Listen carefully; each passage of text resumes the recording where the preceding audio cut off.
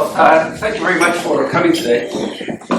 As I've said to a few people here, I have no Spanish, but I had the impression that what you said was that I'd given a magnificent seminar. Yes. Is that what you said? Well, thank you very much for that. I must confess that I'm relieved to be at the end of these 5 days, because I had done something like this before, give 4 seminars in 4 days, but I had underestimated the toll that giving 3 talks besides would take on me. This is the last of my talks, and I feel completely vigorous this morning. But yesterday I was having some trouble staying awake in between my commitments.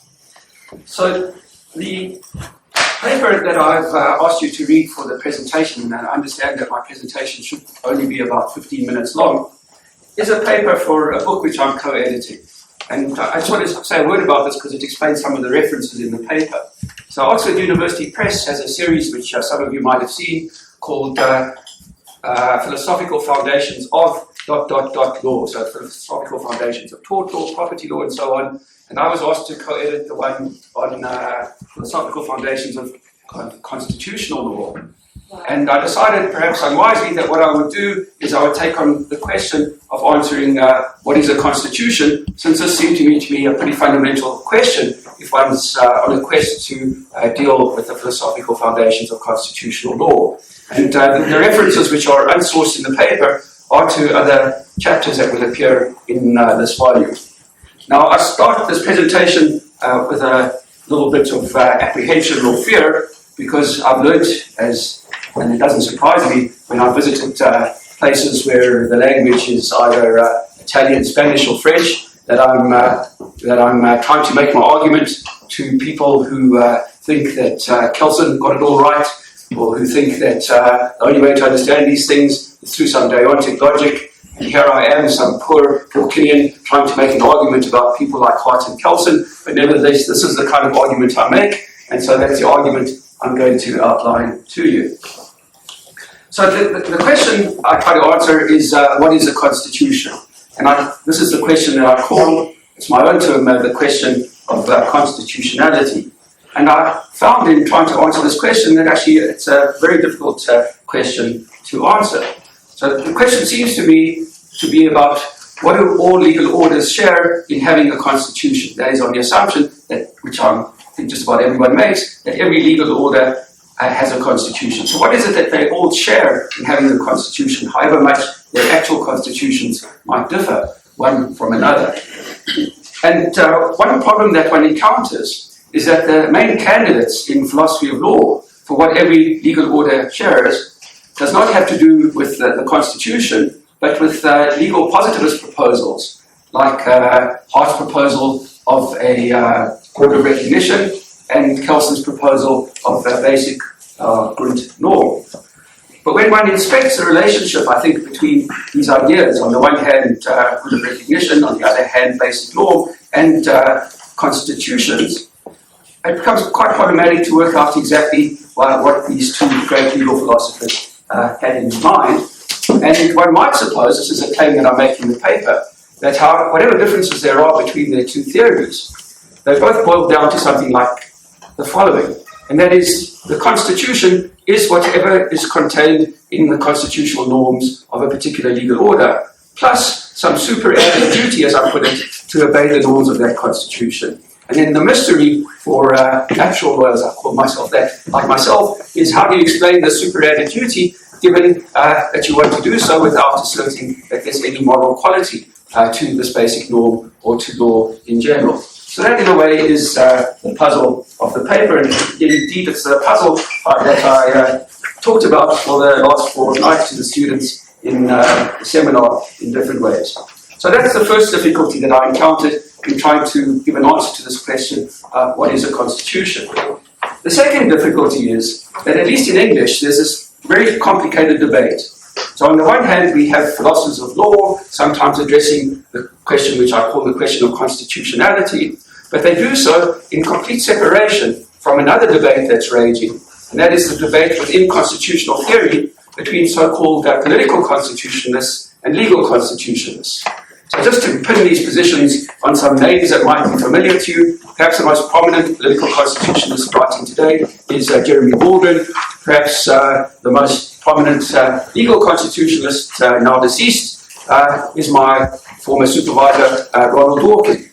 And the difference is between these two positions, political constitutionalism and legal constitutionalism, is that political constitutionalists hold that the real constitution is to be found outside of the legal order, and it's what legitimates what goes on in the legal order if what goes on in that legal order is in fact legitimate. Whereas legal constitutionalists tend to suppose that legal order is generally legitimate, and what makes it generally legitimate is that within every legal order you will find a legal constitution, and this legal constitution contains substantive principles of political morality, and it's those substantive principles of political morality that legitimate the Constitution. Now, legal positivist philosophers of law don't think that they're in that debate, the debate between the political and the legal constitutionalists. Why? Because they say that they're completely agnostic on questions such as whether there should be a written constitution, an entrenched Bill of Rights, what kind of judicial review one should have. So there is no joinder between constitutional theory and philosophy of law, at least when philosophy of law is done in the way that legal positivist philosophers of law do it. And my main argument in the paper is that things would be a lot more productive if there were a joinder between political constitutionalism and legal positivism, because that would then allow another kind of joinder to take place, and that is between natural law theories and legal positivism. And if one were to establish this joinder, this is the idea in the subtitle of my paper, one would have what was called in Germany at a certain point, and I think this has now been revived, a Staatsrechtslehre. So the people in the tradition of Staatsrechtslehre, which included Kelsen after he left Vienna and went to Cologne, met once a year at an annual meeting of German constitutional lawyers, and some of the greatest minds in Germany, and indeed in the world at the time, would exchange ideas, and they would produce a volume once a year. And Kelsen's contributions to this volume, these volumes are immensely interesting, and I think that legal positivist philosophy would become much more interesting, which you might not think is a good thing, if it reconceived itself as part of the Staatsrechtslehre tradition. Right, so in my paper, I start with 4 assumptions, which I believe are not contested between all the different positions in the debates I'm looking at. The one is the one already mentioned, that every legal order has a constitution. Second, it's assumption that in every legal order there will be some kind of separation of powers. The third assumption is that if we're going to be able to answer this question, what do all legal orders share in having a constitution, we will answer it in a way that's unaffected by issues such as whether this order has an entrenched Bill of Rights and that order doesn't, because if they share something, those sorts of issues don't really matter to what they share. Nevertheless, it is important to note that here the debate between the political and the legal constitutionalists, because both of them privilege a certain kind of legal order. The political constitutionalists privilege a legal order in which Parliament has the last word on every legal issue. And so that the UK legal order is their paradigm. And so I call this a parliamentary legal order, and I contrast it with a Bill of Rights legal order. What I mean by a Bill of Rights legal order is that in a Bill of Rights legal order, there is an entrenched Bill of Rights, and judges are given the authority to test the validity of legislation against the rights commitments in that bill. And I use these 4 assumptions to frame the space in which my argument takes place. So recall, I think that these assumptions are all accepted as uncontentious by all of the players in the debates. Now, with these assumptions in place, it might seem that in a strange way, legal positivism emerges victorious. Why? Because if you have parliamentary legal orders, no one could deny that there's such a thing as a parliamentary legal order, there's no substantive constraint in the law on what Parliament might do. In Kelsen's words, law can have any content. And the great constitutional theorist of the English Constitution, Albert Venn Dicey, in the 19th century, said that the English Parliament could enact a law that would require that all blue-eyed babies be put to death. He said one might conclude from this that the parliamentarians have gone mad, but it would be as valid a law as any other law. So if that's right, if Dicey's right, if Kelsen's right, then it's the case that it seems that there's no necessary connection between law and morality. And so legal positivism seems to emerge victorious just from looking at different legal orders. Well, I want to undermine the thought that legal positivism gets this easy victory by pointing out a few things. So the first point that I find interesting is that contemporary political constitutionalists, notably Waldron and someone called Richard Bellamy in the United Kingdom, some of you might have encountered his work, they are very positivistic in their outlook on law. They think that when it comes to understanding law, one should understand law as having a determinate content that's transmitted from outside of the legal order by Parliament into the legal order. And it's important to understand law that way because they think that it's illegitimate for judges to superimpose their view of what's morally right on Parliament's view of what's morally right. So when they talk about judicial interpretation, they want judges to confine themselves to something like Raz's social thesis. They search for facts of the matter about what law means, don't regard law as a matter of principle, as someone like Dworkin urges. So that's the first point. The second, so there's some kind of family affinity between political constitutionalists and legal positivism. Secondly, if you go back to Hart's predecessors, Bentham and Austin, Bentham and Austin, it is true, adopted the distinction which Hart takes over in the separation thesis between law and morality. But in my view, they deployed that distinction for political reasons. They wanted law to be understood that way because as utilitarian political philosophers, they considered a legitimate legal order to be one that transmits judgments about utility to legal subjects. And the distinction between law and morality is important to them, just for the reason that I mentioned in regard to Waldron and Bellamy. They don't want the content of the law contaminated by judges on its way to being implemented. And so what I claim is that Bentham and Austin are the original English political constitutionalists, and that people like Bellamy and Waldron are their heirs. And this brings me to the third point that I want to make, and that is that if we understand the term Staatsrechtslehre as being something like, translated into English, the legitimacy of the legal state, then one can see Hart's positivist predecessors, Bentham and Austin, as engaged in their own way of doing Staatsrechtslehre, as are their heirs in Waldron and Bellamy. And if we have this kind of long view of the history of legal positivism, then it might seem that at least in the English-speaking world, Hart and his followers are a very short blip or small period where there's a kind of aberration and legal positivism departs from the Staatsrechtslehre tradition. So this is an extravagant claim, but it's one that I want to make. And the thought that I articulate later in the paper, I think I'm getting towards the end of my allotted time, is that what legal positivism and political constitutionalism have in common is what a colleague of mine who has a chapter in this volume, Mark Walters, has called the linear theory of authority. So the linear theory of authority is described by Walters at page 22 of my text.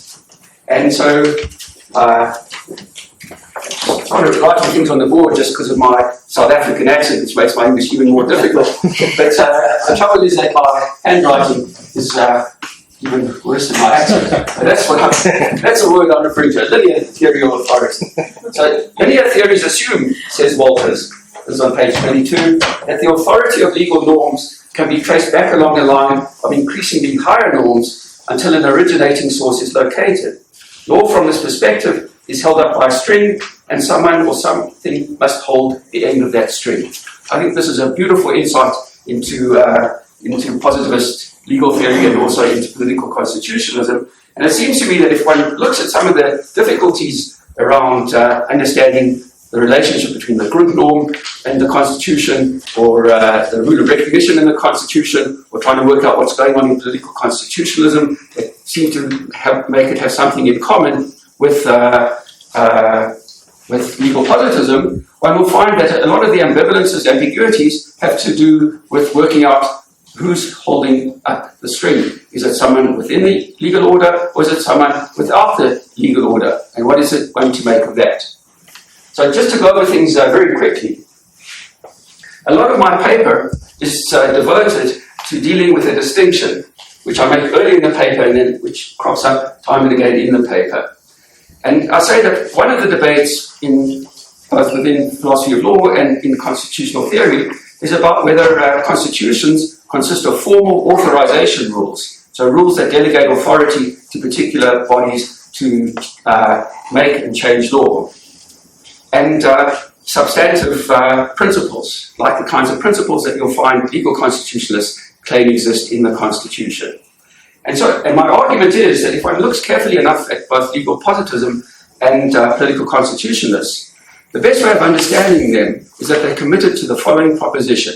The proposition is that all legal orders have a legal constitution, and that legal constitution, and I'm going to emphasize this word, should be confined to formal authorization rules, because only if it's confined to formal authorization rules will the legal order be a legitimate legal order. And I then try to argue in a section which I think might puzzle you all, because it depends on an analysis of two common law cases. I argue that on the back of these cases, that one can see from these cases that it's not possible to confine a constitution to formal authorization rules, because as soon as those formal authorization rules become contested within the legal order, the only way to resolve that contest is through appeal to substantive principles.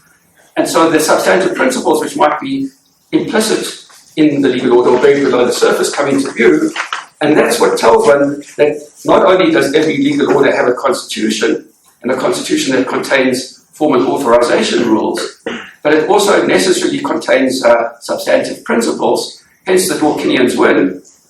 But that's not the victory I really want to establish. The victory I want to establish is this merger of legal philosophy and constitutional theory. That would be enough to make me happy. That's not going to happen either, but that's what I presented to you in the paper and in my presentation. Thank you.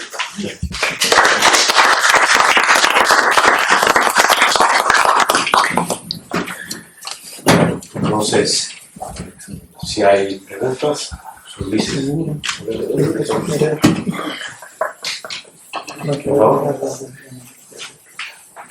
Do you prefer one single question? Yeah, one question at a time, otherwise I forget it.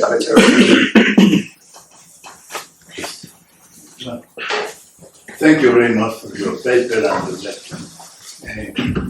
I am with a question in my mind about what you said at the beginning of your talk, when you look for the philosophical foundation of constitutional law.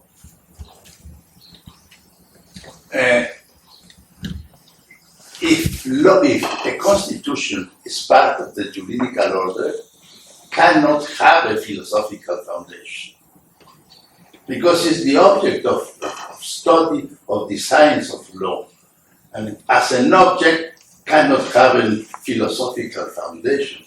Only a philosophical foundation have a theory about the constitution, not the object of this theory.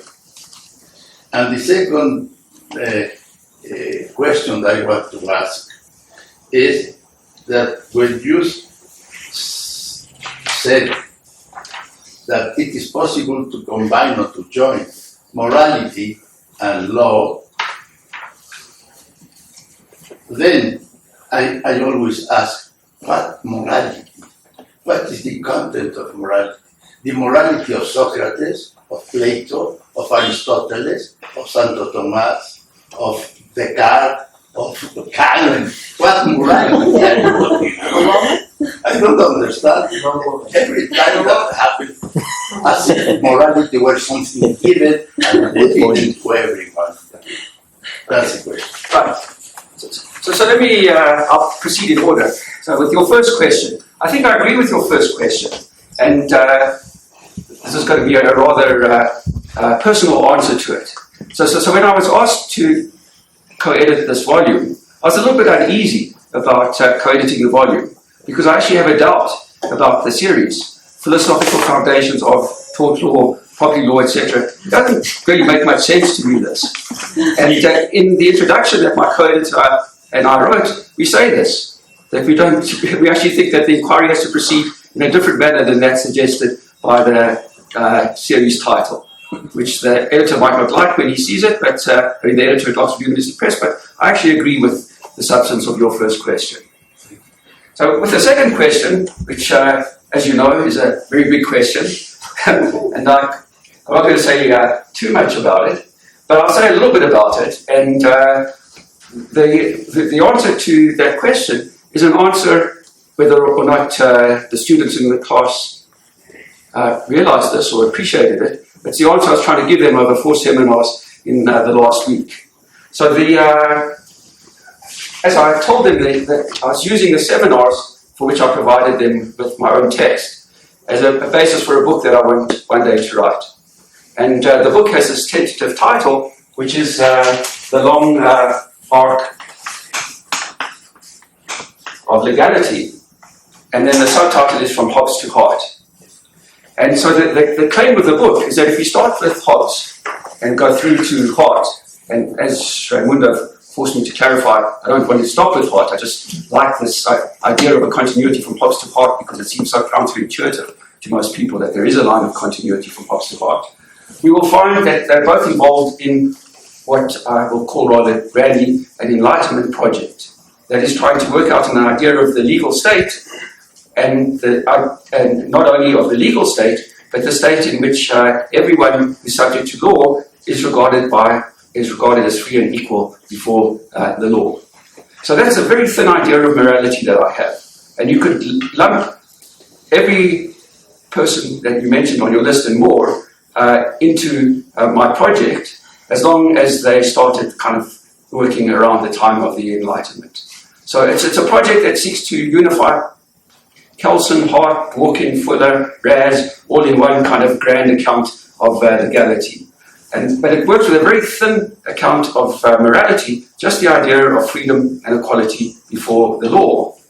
And as I tried to explain to the students last night, my idea is that the content of morality changes over time, and this is something we should just have to accept. So one of the foils in my book is a famous statement by Hart in the concept of law.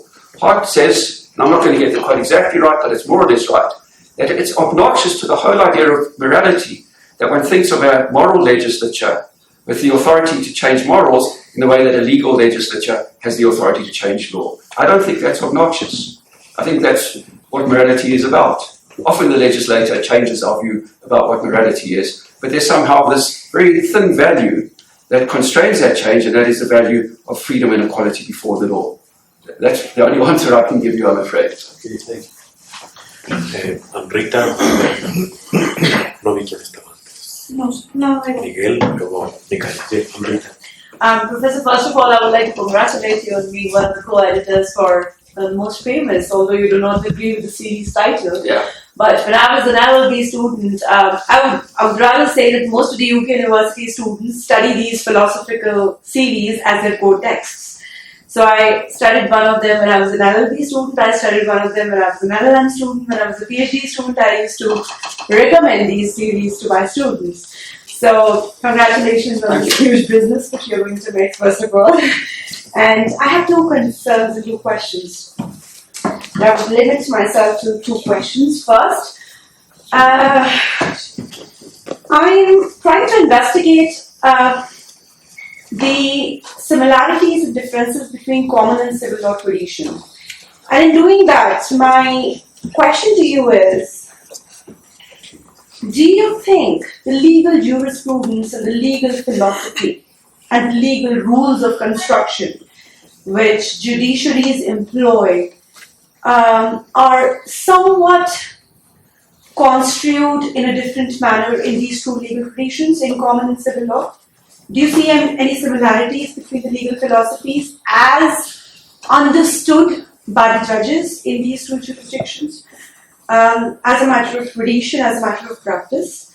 Or you think they're quite similar and there are no noticeable differences between the 2? My second question to you is, you have very clearly converged these three different areas: legal philosophy, jurisprudence, and rules of construction. And while doing that, you particularly invoke two very important rules of construction: the literal rule and the golden rule. But what I do feel is, and what I do want to know from you is, as to what your views are on invoking the rules of construction in relation to the mischief rule, wherein if you invoke the mischief rule, you would not just look at the intention of the parliament, but you would also look at what the mischief was before the rule was or the law was invoked. And then you would question the purpose of why the law was needed. And accordingly, in this manner, you could easily then reach to your concept of joinder between philosophy, morality, and positive law. So let me start by answering the first question. And I'm afraid my answer has to be mostly a confession of ignorance. So, confession of complete ignorance. Okay. So this is shameful. And I felt it yesterday when I was giving a talk at the Electoral College. Because I gave a talk about English common law of judicial review to the people there. And I asked them to tell me whether there was any resonance between what I was saying and what they were saying. And they wouldn't tell me. But I had the impression that they didn't think there was. At the end I said I must have appeared to them like someone from an alien world coming to tell them about a completely alien legal order. I'm not sure that they were impressed by that or not. I like to think that there are actually not huge differences between these two traditions. And my only evidence, because I haven't done any work myself, is that when I look at the philosophical debates that emerge from both of these traditions, they seem to me to be pretty much the same philosophical debates.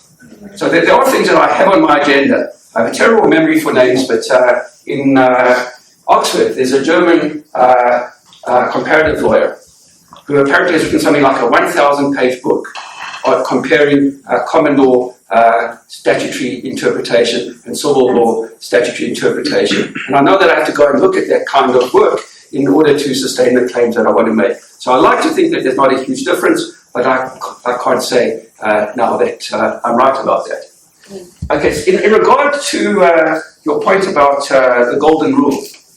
Now, just to relate it to some of the things I said in my presentation, the political constitutionalists don't like the golden rule, right? Why? Because because they regard the golden rule, whatever one calls it, as inviting judges to bring principles into the process of statutory construction and then impose their meaning on what the legislature intended. I do think it's interesting that if you look back through the history of legal theory, so along the long arc of legality towards its beginning, this seems to have been taken for granted by major philosophers trying to understand law. So a line from Hobbes, which I quoted probably too many times in the last few seminars, is that Hobbes says in chapter 26 of Leviathan that it would be a great contumely, which is an insult, for a judge to assume that the sovereign intended to do anything other than comply with natural law. And Hobbes builds on this claim to say that judges have a duty to interpret the sovereign's pronouncements in light of their understanding of natural law. And I was struck just a couple of weeks ago. We have a law and philosophy reading group at my law faculty, and we started reading Suarez, whom I've never encountered before. Yeah. And Suarez has a passage which we talked about for 2 hours on statutory interpretation, where in a very complicated way he says much the same thing. And then it's interesting, you can find throughout the centuries up until the present, political philosophers who are trying to understand law adopting what you call the golden rule. And I think that's actually quite significant. And indeed, Hart sets out the golden rule in chapter 9 of the concept of law. I'm quite cite a text by Kelsen, but I would imagine that there are places in Kelsen where Kelsen says pretty much the same thing as people have said over the centuries about the golden rule. Thank you. I thought you might look skeptical when I said that. Okay. Professor, I apologize if my question is so simple, but what's the connection between the idea of this, the German leading case of Blut with the constitutional system of values as connected with this concept of the legitimacy of the legal state. I mean, is it the same thing or is it a different issue? So first of all, I'm always worried when someone says he's got a simple question. I've never seen a simple question follow from that claim. I think there is a connection. So of course, the German post-war understanding of a constitution as a system of values is this very grand picture. It's almost kind of, I hope this won't sound insulting, Baroque. You know, there's this kind of cathedral of values that is built on this idea. But I think that that idea resonates with what common lawyers have said over the centuries about the common law constitution. They don't have it worked out, of course, in the way that the German constitution has, but they also see the constitution as a constellation of values that judges rely on in deciding how to interpret statutes. And this is just a conceit of the common law tradition, but Dicey, the constitutional theorist I mentioned earlier, says in his book on the English Constitution that actually the common law way of doing things is much better than the European way. Why? Because he thinks that it's much easier if you have the values set out more or less explicitly in an entrenched constitution to derogate from one of those values.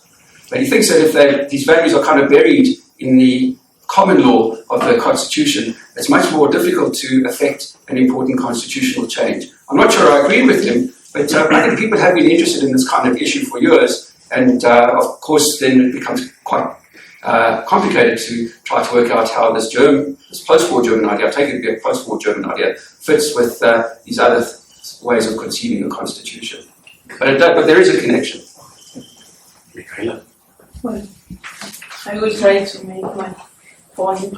I agree with you with this joinder between philosophical foundation and constitutional law. I have a doubt about your paper because you, in page 28, you mention Dworkin's idea of integrity, and then you speak about coherence in that idea of integrity, and then I wanted to know if, for me, that idea imply like something that is always the same. You have like some values that develop in the time, but they are like the integrity. The integrity needs to maintain this value on time, and then you speak about. You mention Hobbes, and then you say that the legal order speak like if one was one voice, and my doubt is like if these two ideas that I connect in my brain is at the end imply like a conservative view. I mean, if you have like values that clash with those values that makes the law integral or the same in time,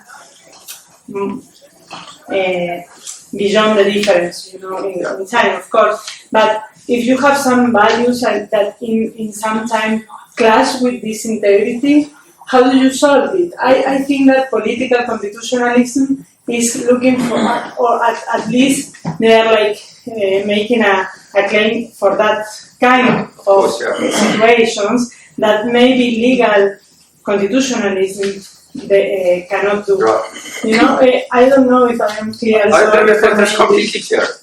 Yeah. But well, that was my question because I can see, of course, the joiner, but at the same time, I see that it's a very radical difference, the approach to constitutional law, if you have a political see of the law or legal. Yeah, so that's completely clear. And my only problem in answering the question is I'm tempted to respond by giving you the 8 hours that finished in the seminar last night, because in a way those 8 hours are all about your question. So I start this manuscript, which I inflicted on the students, with talking about a book on the history of the Enlightenment by a Princeton historian called Jonathan Israel. And Israel says in this book that there's a radical enlightenment and a conservative enlightenment. And the radical enlightenment, he says, has a one substance view. And on the one substance view, law and morality are just part of one domain. And the two substance view, you have law and morality as distinct domains. And he thinks that the radical sorts were one substance thinkers, and the conservative sorts, like Hobbes, were two substance thinkers. But I use this distinction just because I think it doesn't work, and I find it interesting that it doesn't work. Why doesn't it work? Because today it seems that the legal positivists, like the legal constitutionalists, are the ones who allow for legal reform. Why? They say the two substances, law and morality. You shouldn't get them confused, and if you don't confuse them, you can see why you shouldn't think that law has a moral quality to it just because it's law, and we should always be in the process of reforming the law to make it morally better. But it's easier to see that if we're two substance theorists. We don't think there's a necessary connection between law and morality. Whereas the one substance thinkers do seem to be conservative. Why? Because they say that law has some inherent moral quality to it that comes often from some idea of immanent moral order. And so that seems to make their views inherently conservative. As Hart said in 1958, it leads to either anarchy or obsequious quietism. Anarchy because you say this isn't the law because it conflicts with my sense of what's morally right and wrong. Or obsequious quietism because you say it is the law and therefore it must be morally right. Now, I note in all of this, sorry, this is taking me too long, that Kelsen is interestingly a one-substance thinker in some sense. He seems to be a monist about everything, although Alberto claimed to me that he's not a monist when it comes to law and morality. But the argument that I make in the seminar was that law has an internal dynamic that allows for change. And what's more, it has law makes it possible for us to detect moral problems in our society. And because when different groups are treated in unequal ways by the law, that's highly visible. And that raises a question about the value that I claimed is the thin value that I'm working with, and that is the freedom and equality before the law, of all before the law. Once that problem is raised, law provides ways of responding to it. So I see law as an internally dynamic system of promoting, if you like, moral reform. And so I want to try to rebut the charge that this kind of Burkean theory or is actually morally conservative. I think that it actually can be seen as quite reformist. But I feel the force of the political constitutionalist accusation has to be responded to. Ricardo? Thank you, Professor. I just have a little question because I was reading your paper, and I think that you assume, for example, you take for granted that, like if we were talking about a material constitution in the English common system law. So, and you talk also about Kelsen's works, and well, Kelsen really had the point, and he studied for the very first beginning with a material constitution. And that's my question. I mean, you assume or you take for granted that, like if we were talking about a material constitution in the common system law and in the English system law, I don't know if you can explain or you can clear those positions that you write in your paper. That's just a little question that I just figure it out with your exposition. Sure.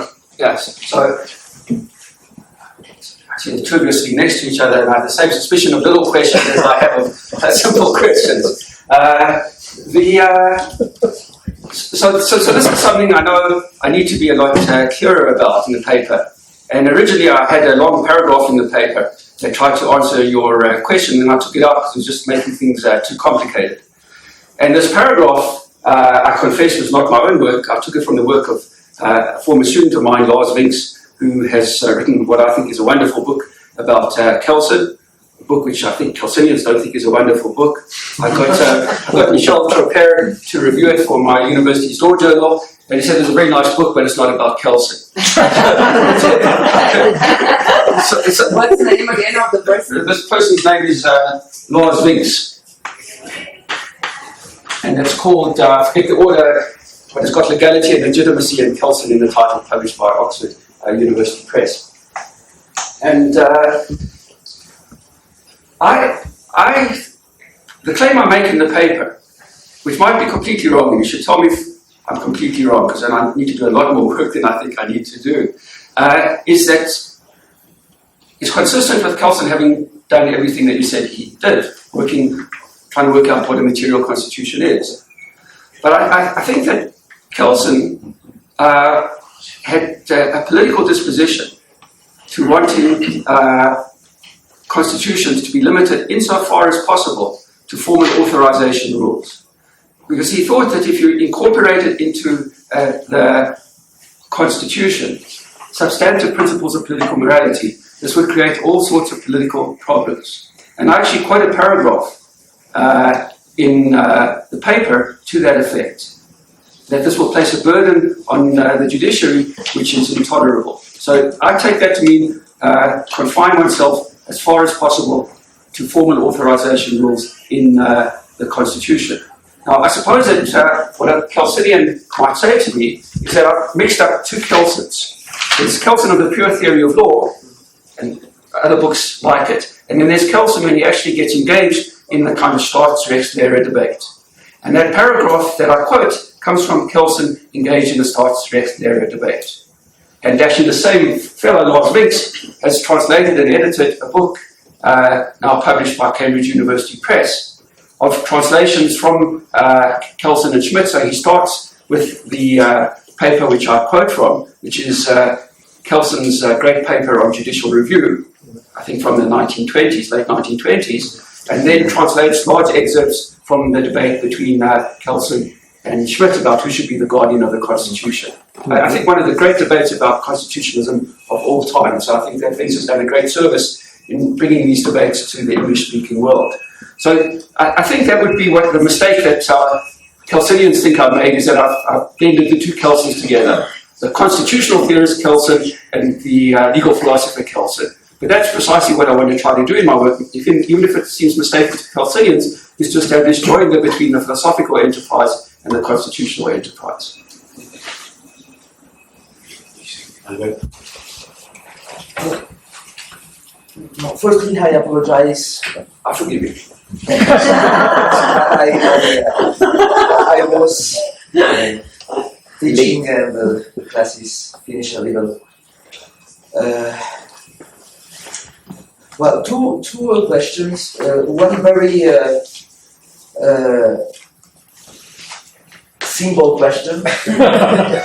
You distinguish between formal authorization, substantive principles, and speaking about constitutions. And I think that the same distinctions we can use normally when we talk about the rule of law. So substantive conception, formalist conception, etc. So leaving that as the basic background, when you affirm that legality is or has to be considered as the inner morality in the Constitution or in the law, I think you are using some conception similar to Fuller conception. And if I'm not wrong, there is a little debate on the nature of Fullerian conception. Is it just formal? Is it just the formal properties that legality impose to law for being law? Or finally, the Fullerian properties are substantive? So it's just a real question. What is your opinion about the properties, the Freudian properties about law. You just told me what my opinion is. Okay. So I'm referring the paper to something that's been published in the Cambridge Law Journal. You'll find the reference in footnote 51, which is, and the title of the paper is Process and Substance as Aspects of the Public Law Form. And in that paper, I make exactly the argument that you attribute to me. So it's not an argument about constitutions, it's an argument about the rule of law. And the argument is that if we understand Fuller aright, we will see that process and substance are intimately linked because process conditions the content of the law. So process always has substantive aspects to it. So, and why I like Fuller in general is that he seems to me to provide a kind of bridge between legal positivism and natural law. That is, Fuller took legal positivism more seriously than I think natural lawyers often take it. And he was committed to working out what the form of law is wherever law is to be found.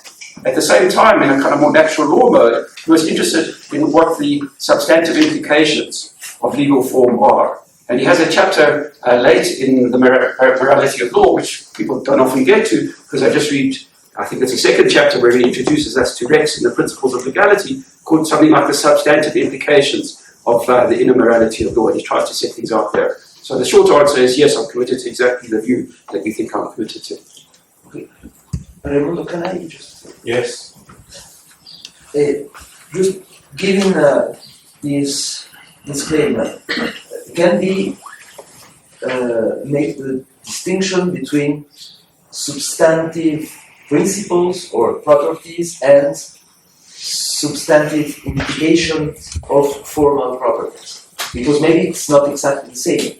I just give an example. Kelsen himself says, obviously, my monistic conception has political consequences, have political implications. It's impossible to deny that, but it doesn't mean that my monism is a political conception, have political consequences. I can't deny that. So I think it is important to say maybe Fuller is taking formal properties and they are not substantive in nature, but can have substantive consequences or application. I think it's not exactly the same, and maybe some legal procedurists can accept the formal version of morality of Fuller, but not the substantive version. So it's very important for some reader outside the natural tradition just to have clarity about, okay, if it is formal, it's just no retroactivity, public laws, etc. I completely agree, it's just the legal state, I accept that. But if there is some substantive equality in that, so I can accept. Yeah. Right, so it's very useful for me, I think, for trying to clarify things in the future.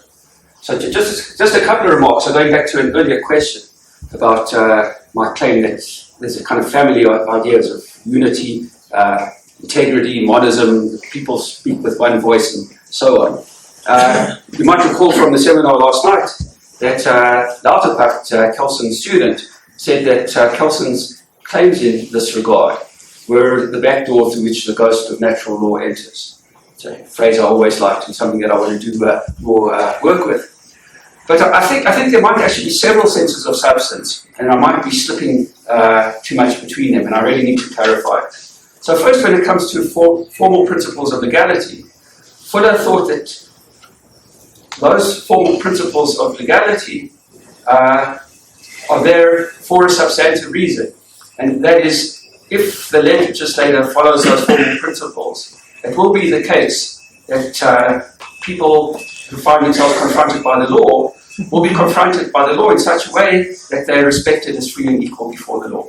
So that's one sense of substance that I think Fuller had in mind. The second sense of, so that's in a way about conditioning the content of the law, right? These formal principles aren't really formal, because they're conditioning the content of the law. And they condition the content of the law in relation to this value of freedom and equality. Okay. There's another sense of substance, which is more the sense of substance that I'm using in the paper you read for today, and that is substantive political principles. But I think it's connected to the sense of substance I've just outlined, and it might go back to the question about the value system of the post-war German constitution, because I think there is a connection between the kinds of values that you find in post-war constitutionalism, not only in Germany but elsewhere in this kind of flood of constitutions that one got in the 90s. There's a connection between these full-fledged elaborations of the value commitments of the legal order and that very formal idea of equality and liberty. So I think these things are all connected in complex ways. But I do realize, following your question, that I've got to be a lot clearer about what sense of substance I'm talking about at any particular moment. Great, 2 more questions. Brad and then Alejandro. Okay, my question actually is a very simple question. What was the name of the author of the 1,000-page book comparing interpretation rules? Does anyone? I feel very embarrassed about this because I actually know the chap quite well, because often happens to me. As soon as I think of the person, the name slips out of my head. I'd be easy for me to find as a German teaching comparative law at Oxford to take me 3 minutes on a Google search to find him. Okay. Yeah, so if you want to email me to remind me, I will send you his name. Okay, thank you. Is it for the book on interpretations between common and civil law? Yes. I kind of know the title. I emailed you the title of the Okay. Alejandro. Yes, my question is on a reading I have of your paper. I would like to know if it makes sense to you at all. When I think about the rule of law at international level, I always tend to think about the very thin version of it, which is, in my opinion, the only one which makes sense. A very thin version which actually goes in the direction of having a sort of separation of powers, a sort of system of competences, and this basic political ideal of equality before the law. Because anything that goes beyond that ends up in division, in strengthening asymmetries, etc. That's what I think about the rule of law at international level. Now, and in this sense, I also have always thought that the whole debate about the constitutionalization of international law is not necessarily compatible with this idea of the international rule of with the rule of law at international level, because of the loaded concept of constitution within international law. But now, reading your paper and hearing you, I wonder if this might sort of give a new impetus or serve to retrieve this tradition of constitutionalization in international law, this German tradition based on Kelsen, Ferberos, and probably Fassbender, who makes an emphasis on competences and very basic ideals, political ideals. And I wonder if this makes sense to you, and if this would also be a manner or a way of trying to make this joinder between the inattentions of international law, between natural law and positive law, between apology and equality. Yeah. So I'm really happy to hear you say what you said, because my intuition is that you're completely right. And I have a lot of work to do to try to find out why you're completely right. Maybe you've already done some of this work in which you can save me a lot of trouble. but just to mention one thing, and that is that in the text for my first seminar, I say some things which might or might not be right about Kelsen and monism and international law, and Kelsen's claim that he couldn't express more than a preference for having international law in as part of the one substance, as I put it, legal order. And then I came across Verdross, right? So I haven't actually read a line of Verdross yet. I've got one photocopied book of his, and I've ordered another book at great expense from a German publisher. And but it seems to me, from reading about Verdross in English, that Verdross moved to kind of Kelsenian view of monism, to a view where international law, one had to be a monist because of the kinds of norms that one finds in international law. So I don't know whether he had a thin view of legality and wouldn't have liked the current ideas of constitutionalism. But I've looked at the other authors that you've mentioned, And I'm actually quite attracted by their work on constitutionalism in international law, and that is saying, well, it might not be about a constitution in the way that we think of constitutionalism within a domestic order, but it is something to do with the rule of law, values in perhaps a thin sense, different competences. So I'm very attracted to that idea. And I mentioned earlier Suarez, and I was intrigued to note in what I read about Fedros, that Fedros regarded himself as influenced by Suarez, so I'm hoping to find out more about what this influence might be as we go through Suarez in our reading group. So if you've got anything you could send me in a language that's accessible to me on this topic, I'd be really grateful. I also have a question, and it is related with the distinction between form and substance. And you mentioned this point at the seminar, in the sense that probably the positivistic theories focus more on the formal side, and naturalist theories focus more on the substantive side. So this could be a balance between the other sides. But perhaps the relationship between these two parts are also flexible and dynamic, no? Yeah. It sometimes ponders more the form, sometimes the substance, etc. So I think that you only can assure like a short-term peace in the relation between form and substance, not strong. But the following problem is when you mentioned at the last part of your document, in the sense that it seems that Working Challenge, he won the battle, but now it seems that all the people who engage in this discussion went too far, in the sense that they are forgetting the form and focusing on substance and losing the side of the institutional matters. Do you think this is like a short-term battle, but it's like a peace, perhaps not a battle, but in terms of peace? Well, you've articulated my view better than I can articulate it myself. But recall that I think I said at the end of my presentation, and I intimated this more in the paper than said it, and I should have said it more strongly. The victory I really want to establish is joinder.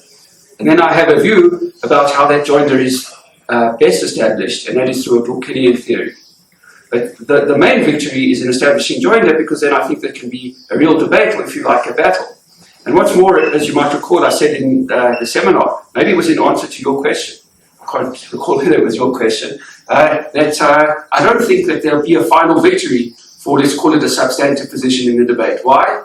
Because, and here I referred to a short article by Lon Fuller. Fuller once wrote an article called Reason and Fiat in Case Law, which I think is a wonderful article. So reason, in a way, one can substitute principle, and fiat, one can substitute social fact.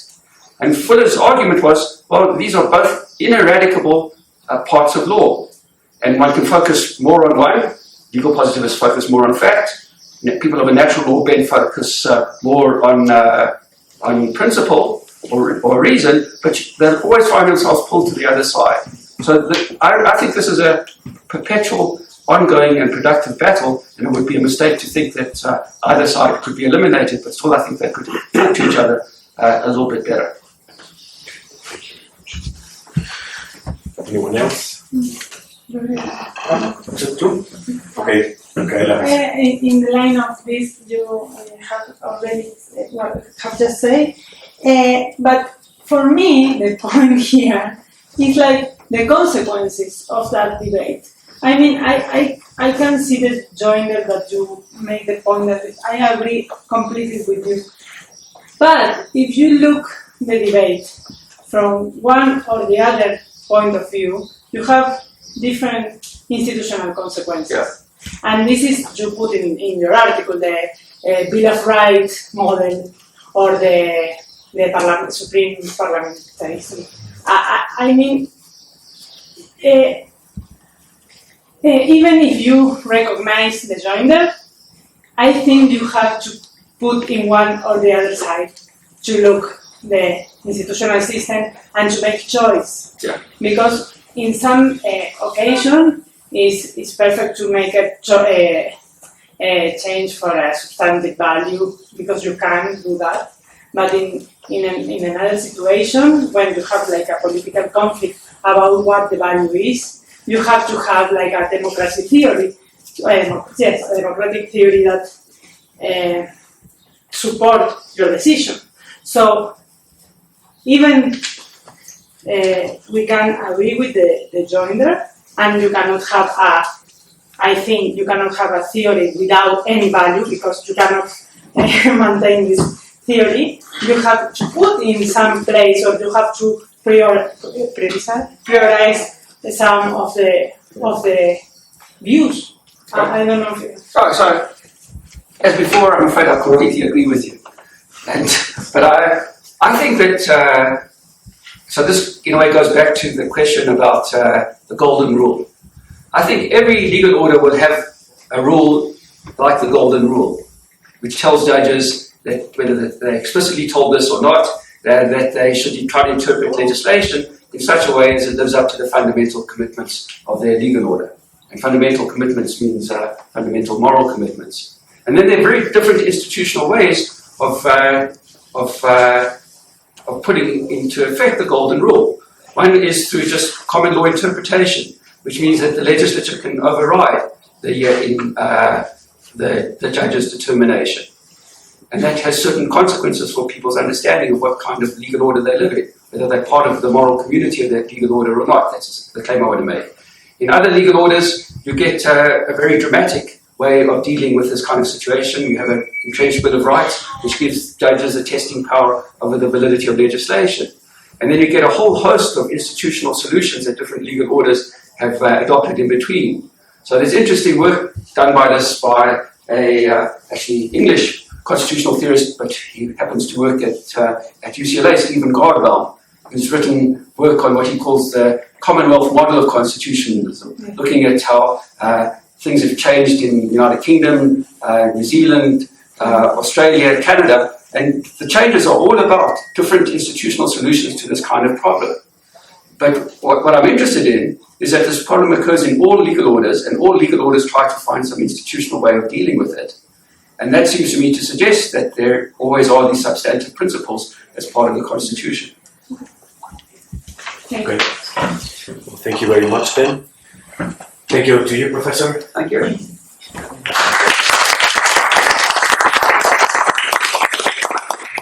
Thank you very much.